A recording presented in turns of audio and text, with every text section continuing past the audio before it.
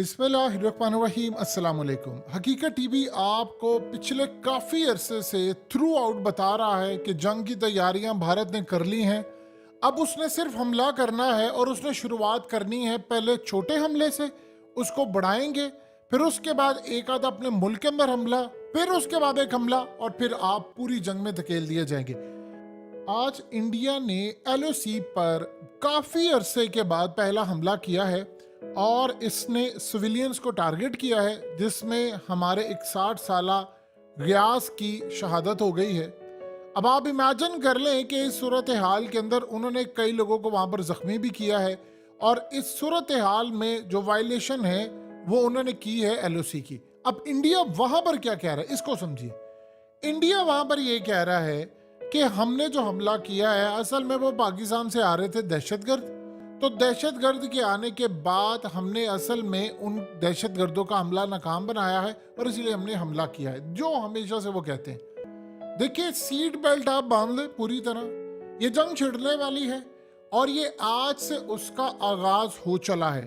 वो जंग जिसकी लॉबी भारत कर रहा था पिछले 5 सालों में, जिसकी वो तैयारी कर रहा था, आपको अब एलओसी के ऊपर बड़ी झड़पें पहले नजर आएंगी, हमले नजर आएंगे। एक दो हमले क्या है वो पाकिस्तान में वो करें, वो अपने मुल्क में करें। अब उन्होंने वो महाज गर्म करना है। इलेक्शन मोदी का आ गया करीब। याद रखिएगा, बार बार आपको हकीकत टीवी बता रहा है कि ये उनके लिए आइडियल सिचुएशन है। इस दफा जो भी पाकिस्तान की सूरत हाल है, ये उनके लिए आइडियल सिचुएशन है।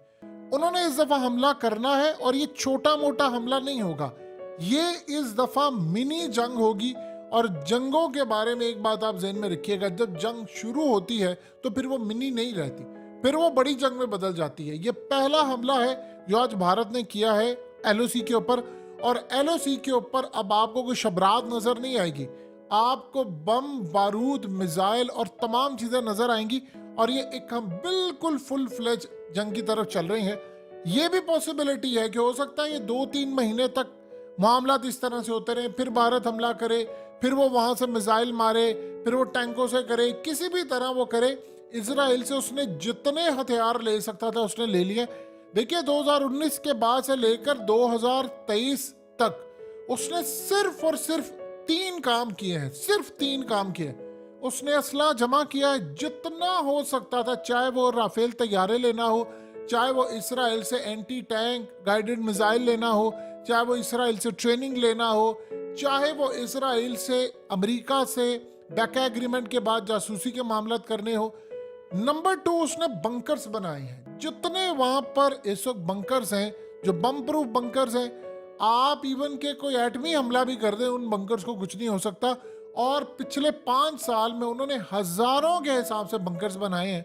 और हालिया राजनाथ सिंह ने जो बात कही थी कि तैयार रहिएगा, हम किसी भी वक्त फौजों को ऑर्डर दे देंगे कि वो पाकिस्तान में घुस जाएंगी। उसके बाद तीसरा जो उन्होंने काम किया है वो सबसे ज्यादा अहम तरीन काम है, वो इंटरनेशनल सतह पर की है उन्होंने लॉबी की है कि हम पाकिस्तान पर जब हमला करेंगे, हम इन पर चढ़ दौड़ेंगे, इनको मारने के लिए आगे आएंगे। तो आपने इनको कहना है कि ये हमें रिटेलिएट ना करे, जवाब ना दे, इनकी एयरफोर्स जवाब ना दे और इनकी फौज जवाब ना दे। ये उन्होंने पिछले 5 साल में किया है। अब वो करने क्या जा रहे हैं? देखिए, शुरुआत क्या है, शुरुआत करनी होती है आपने एक हमले से। उन्होंने वो किया, जाहिर सी बात हम चुप तो नहीं बैठेंगे।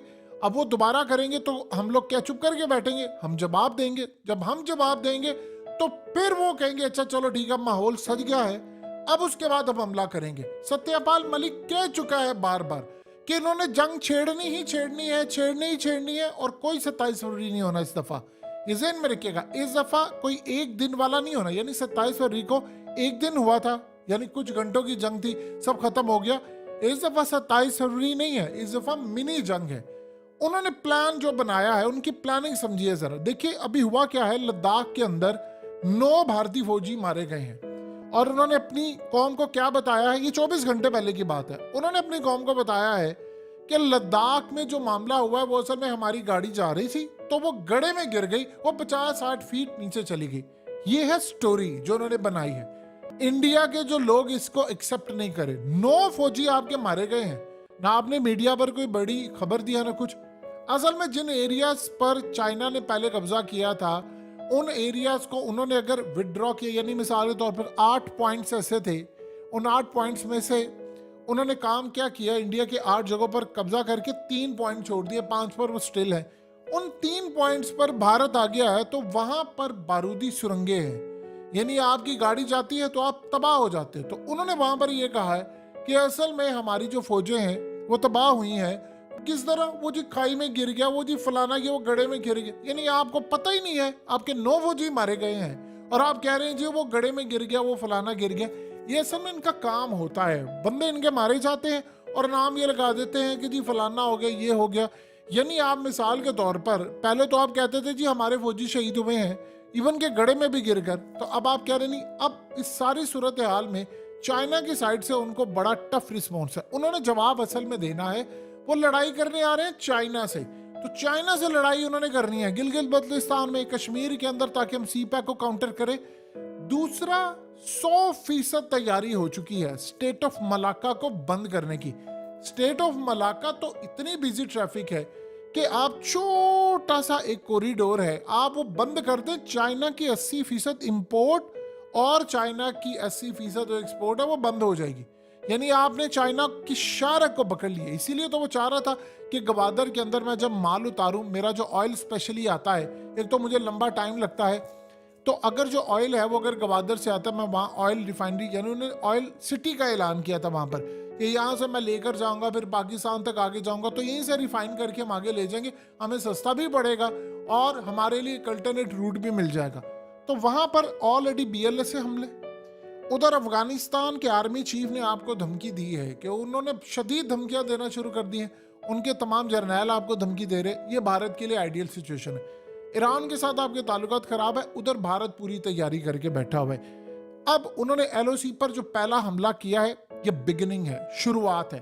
अब वो आएंगे, आपको कहेंगे कि हमारे ऊपर इन्होंने हमला किया है, और हो सकता है जो सत्यपाल मलिक ने कहा है कि इस दफा वो बीजेपी का कोई लीडर जो है वो मरवा दे, और ये भी उन्होंने कहा है कि राम मंदिर के ऊपर भी वो हमला कर सकते हैं, और उसमें ये कह सकते हैं कि ये पाकिस्तान से आया है। असल में वो इस दफा काम क्या कर रहे हैं, हुआ यूं है कि हालिया अफगान तालिबान ने, यानी ज़बीउल्लाह मुजाहिद ने पहली मर्तबा एक टर्म यूज की है, और वो कभी नहीं यूज की, वो है पाकिस्तानी दाइश की टर्म, वो उन्होंने पहली दफा यूज की है, और ये कहा है कि जी वो पाकिस्तान के अंदर दाइश के लोग थे, हमारे मुल्क में आए हमला करने के लिए, और ये पाकिस्तानी दाइश। आज से पहले कभी ये टर्म यूज नहीं हुई। भारत इसको करवाएगा कैश, वो करेगा जी अफगानिस्तान के अंदर जो बरसगीर दाइश है उसने जी हमला कर दिए, तो वो पाकिस्तान के अंदर बैठे हुए हैं लोग उनके, तो हमने बदला लेने के लिए जाना है।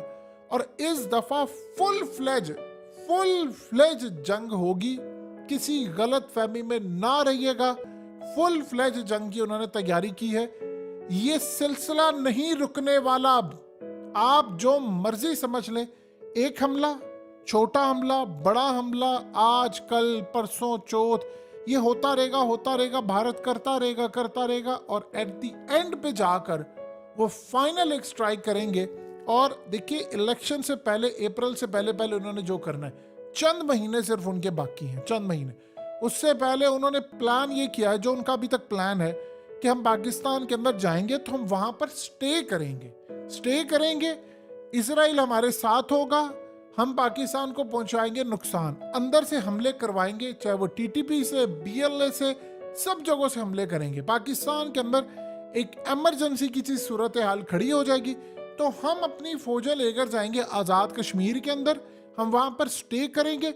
अमेरिका को हम कहेंगे कि आप हमारी बैक करो और इजराइल बैक करो, ताकि वहां पर स्टे करें, हम उस इलाके को फतह करें। जो सत्यपाल मलिक ने कहा है कि अजीत डोवल दुनिया को जाकर कह रहा है कि जब हम अपनी फौजें उतारेंगे तो पाकिस्तान को कहेगा कि हम कुछ दिन वहां रहेंगे, वो असल में एक ट्रैप है। वो कुछ दिन रहने का मसला ये होता है, वो कहेंगे जी हमने फतह कर लिया है, समझिए बात, वो कहेंगे हमने आजाद कश्मीर और गिलगित फतह कर लिया है, तो हम यहां पर आ गए हैं। तो वो 20-25 दिन का उनका प्लान है कि हम रहें, या मिनिमम 10 दिन रहे, ताकि हम ये बताएं कि हम घुसकर मारा था हमने, और हम वहां पर गए थे, और हमने अब वो इलाका वापस लेना है, और इंटरनेशनल प्लेयर्स जाएं, मुज़ाकरात हो, बातचीत हो, और 10-12 दिन वो मीडिया पर शोर मचाते रहे, देखो हमने ये कर दिया, हमने वो कर दिया। इवन कि उनको वापस आना पड़े तो मोदी फिर इलेक्शन में कहे कि मैं अधूरा काम छोड़कर आया था, अब मैं लैब को रीटेक करके दिखाऊंगा और मैं जंग के लिए तैयार हूं। और ये भी पॉसिबिलिटी है कि वो वहां से हटे ही ना और इस जंग के अंदर ही वो चला चले। तो ये तो उसने जंग करनी ही करनी है, जो मर्जी कोई कहता रहे, ये जंग सर पर खड़ी है आपके।